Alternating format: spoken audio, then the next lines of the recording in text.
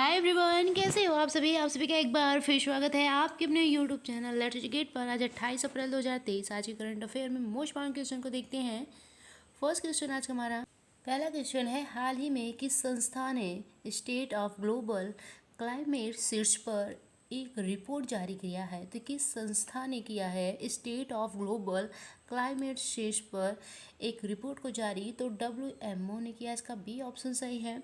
अगला क्वेश्चन है, हाल ही में साइकिलिंग महासंघ के नए अध्यक्ष कौन चुने गए हैं? तो साइकिलिंग महासंघ के नए अध्यक्ष चुने गए हैं पंकज सिंह। कौन चुने गए हैं? पंकज सिंह को चुना गया है। अगला क्वेश्चन है, हाल ही में किसे 64 साल बाद व्यक्तिगत रूप से रीमन मैग्सेस पुरस्कार मिला है? तो 64 साल बाद व्यक्तिगत रूप से किसे रीमन मैग्सेस पुरस्कार मिला है? तो दलाई लामा को मिला है। इसका बी ऑप्शन सही फ्रेंड्स।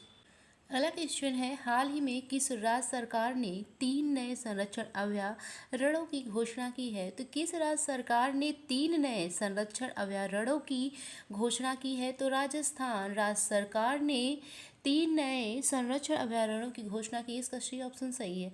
चलिए और भी राजस्थान से जुड़े इंपॉर्टेंट पॉइंट को देख लेते हैं। मनरेगा के तहत श्रम दिवस उत्पादन में राजस्थान शीर्ष पर रहा है। राजस्थान के जोधपुर शहर में 2 दिवसीय बाजरा महोत्सव आयोजित किया गया है। दुनिया का तीसरा और भारत का दूसरा सबसे बड़ा क्रिकेट स्टेडियम राजस्थान में बनेगा। 30 मार्च को राजस्थान का स्थापना दिवस मनाया गया है। भारत की पहली व्यवहार प्रयोगशाला जयपुर में स्थापित की गई है। तो भारत की पहली व्यवहार प्रयोगशाला कहाँ स्थापित की गई है? जयपुर में। MSME औद्योगिक प्रदर्शनी और मेले का उद्घाटन कहाँ किया गया है? तो कोटा में हुआ है। और 18वीं विश्व सुरक्षा कांग्रेस जयपुर में आयोजित की गई है। ये फ्रेंड्स कुछ इंपॉर्टेंट पॉइंट राजस्थान से जुड़ा था। अगला क्वेश्चन है, हाल ही में स्मोक एंड एसेज नामक पुस्तक किसने लिखी है? तो स्मोक एंड एसेज नामक पुस्तक को लिखा है अमिताभ घोष ने। किसने लिखा है? अमिताभ घोष जी ने लिखा है। इसका बी ऑप्शन सही है। और भी कुछ इंपॉर्टेंट पुस्तकों को रिवाइज कर लेते हैं। A resurgent north east narrative of change नामक पुस्तक किसने लिखा है? आशीष कुंद्रा ने। बोरिया मजुमदार द्वारा लिखी नई पुस्तक सचिन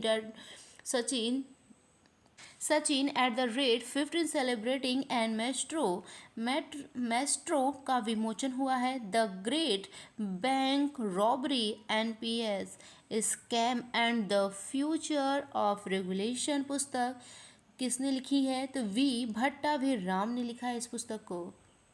अगला क्वेश्चन है, हाल ही में भारत ने किस देश के साथ मिलकर net zero innovation virtual centre बनाने की घोषणा की है? तो भारत किस देश के साथ मिलकर net zero innovation virtual centre बनाने की घोषणा की है? तो यूके देश के साथ मिलकर। इसका ए ऑप्शन सही है। फ्रेंड्स, यूके ने लाखों फोन पर आपातकालीन अलर्ट सिस्टम का परीक्षण किया है। पूर्व प्रधानमंत्री मनमोहन सिंह जी को यूके के द्वारा लाइफ टाइम अचीवमेंट ऑनर से सम्मानित किया गया है। जागृति यादव है फ्रेंड्स। जागृति यादव एक दिन के लिए भारत में यूके की उच्चायुक्त बनी है।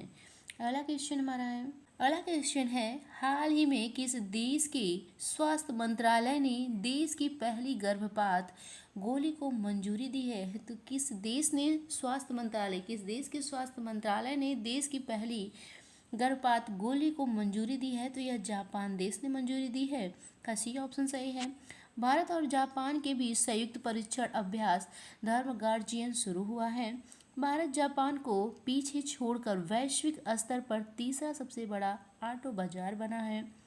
भारत और जापान के बीच संयुक्त अभ्यास वीर गार्जियन 2023 संपन्न हुआ है। मालाबार एक्सरसाइज 2022 जापान में शुरू हुआ है। ये फ्रेंड्स इंपॉर्टेंट एक्सरसाइज थी। चलिए नेक्स्ट क्वेश्चन देखते हैं।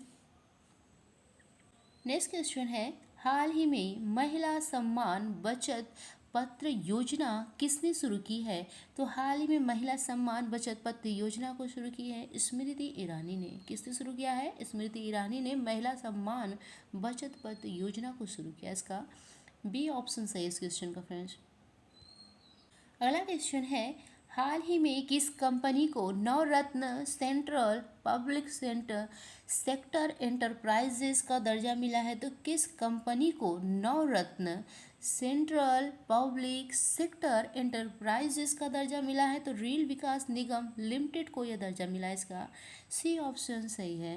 अगला क्वेश्चन है, हाल ही में अमेरिका के किस राज्य में दिवाली की आधिकारिक छुट्टी घोषित की गई है?